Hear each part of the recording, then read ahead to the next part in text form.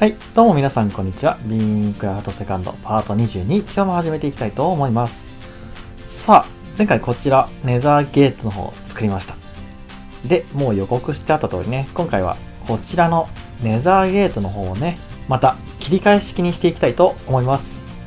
前のワールドの頃から見てくださっている方からすると、たかよって思うかもしれませんけれども、あの頃はね、自分でもあの仕組みがよく分かっていなかったので、ただただ作ったっていうだけで真似をしてね。今回はね、ちょっとそっちの方をまた少し勉強して、解説も加えながら、ちょっとやっていこうかなと思います。なんでこうなるのか。そんなね、仕組み、自分も原理が分かってないとなかなか納得できない人間なので、今日はちょっとそんな説明も加えながらやっていきたいと思います。さあ、今日はね、ちょっと風が強いですね。一旦じゃあちょっとここ撤去しましょう。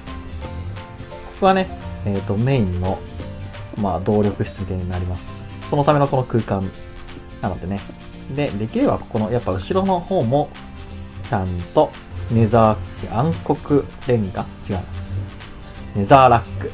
はい、ネザーラックでね、作っていきたいと思います。で、やっぱり、見えにくいようにね、装置の方が上の方につけたいと思います。これ置けんのかな。置けるわ。置けるけど分かりづらいな。丸しにしとこうか。ちょっとこの後ろくらいは。はい、じゃあやっていきましょう。ネザーゲートっていうのは火打ち石でつけることができて、水を流すと、消すことができると。なのでね、火打ち石と水をね、それぞれネザーゲートをオンにする火打ち石、オフにする水。こちらを発射するために発射装置の方を置いていきます。置いていくけども、これ向きがね、今のダメですね。そこですね。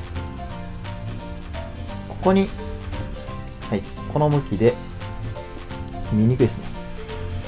この向きですね。はい。こちら向きに設置しておきます。さあ、ここからは仕組みの方を作っていきたいと思います。じゃあ分かりやすく、ここは丸石。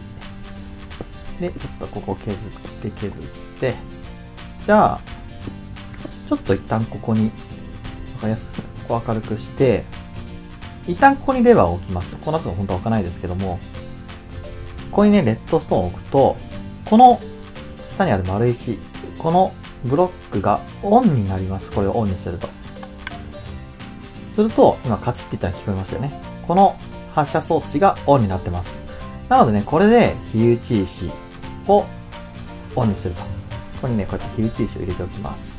はい、3つほど入れておきましょう。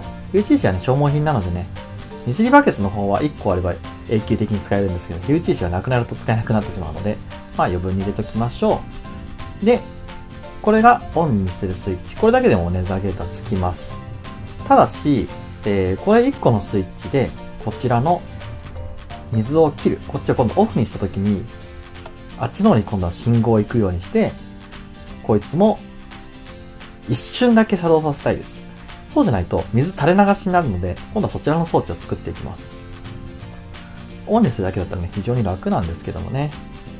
じゃあ、行きましょう。ここに、レッドストーンリピーターを置きます。ちょっとこっちもう一回削ります。もうちょっとね。で、ここは遅延を2にしておきます。で、同じく、こちら向きで、ここにリピーターを置きます。同じ向きですね。で、さらに、今度はこの向きにリピーターを置きます。で、ここをレッドストーンでつなぎます。これ何が起こるかっていうと、これをオンにしたときに、わかりますかね？こっちの信号を受けてこいつが作動して、このリピーターっていうのは横から信号が来ると、ロックされるんです、その状態で。信号を受け付けませんよ状態です。で、この信号っていうのは、レッドストーンだと、こいつ信号を受け取らないので、必ずリピーターで信号が横から来た時にロックさせてください。で、こっちを遅延してるってことは、この出てきた信号はこっちの方が早く来てるので、先にこっちをロックしてるんですよね。で、その代わりこっちの信号はゆっくり来てるので、ロックされてしまっているので、こいつの信号は行き渡ってないわけです。ただし、こいつをオフにしたときに、一瞬だけ信号来ましたね、こいつがね。っていうのも、オフにすると、ここにあった信号、オフの信号が流れてくるよりも先に、やっぱりこっちがね、先にロックしてた信号を解除してくれるので、一瞬こいつがオン状態になるんですよね。で、さっき残っていた残留の信号が一瞬こいつに流れていって、まあすぐオフなので、こいつの信号も途切れてしまうんですけれども、まあ一瞬で十分です。その一瞬の信号を利用して、今度はこっちに信号をぶつけていくわけです。そのオンにする信号が一瞬来た信号をこいつに一回流す。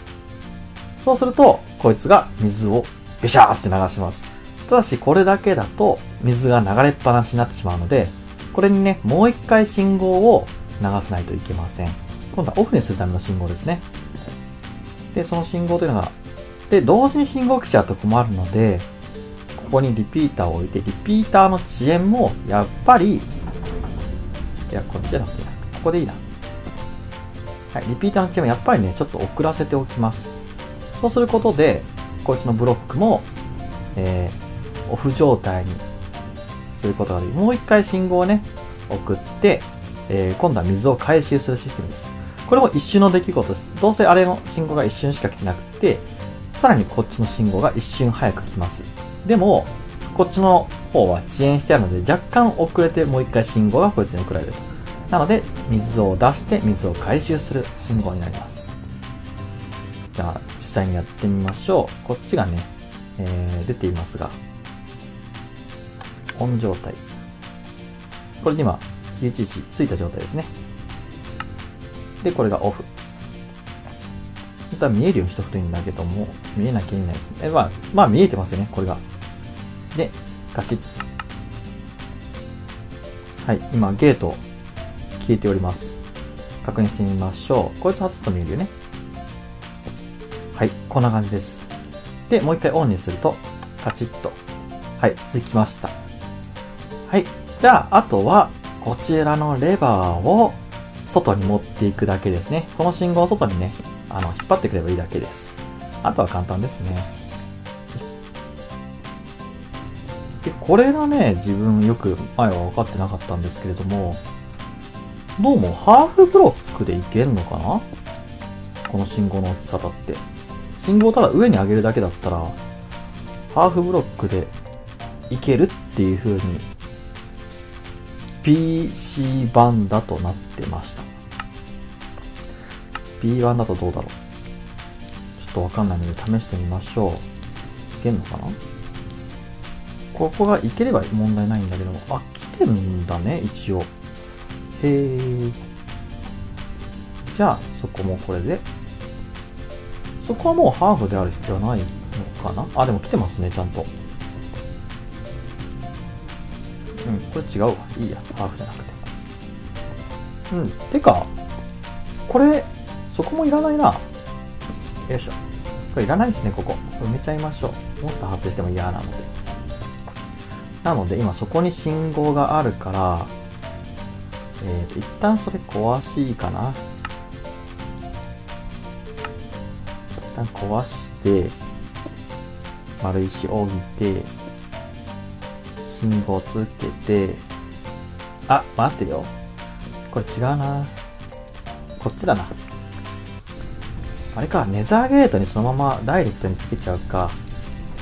レバーをね。だとすると、もうここでいいや。これで、ここでいかない？はい、いった。はい、オン、オフ。オッケー。はい、こんな感じで、切り替え式ネザーゲート作ることができました。今回は、ネザーゲートにそのままレバーをくっつけました。こんな感じでね、オンオフ。今一瞬水出てましたね。あれ違うな。あれ丸石じゃない方がいいですね。はい。とまあ、今日はこんな感じで切り替え式ネザーゲートの方を作ってみました。最初のね、ワールドの時に比べると、解説も付け加えて説明できたので、少しは分かりやすかったかな。それでは本日も最後までご視聴いただきありがとうございました。ではでは皆さんさようなら。バイバイ。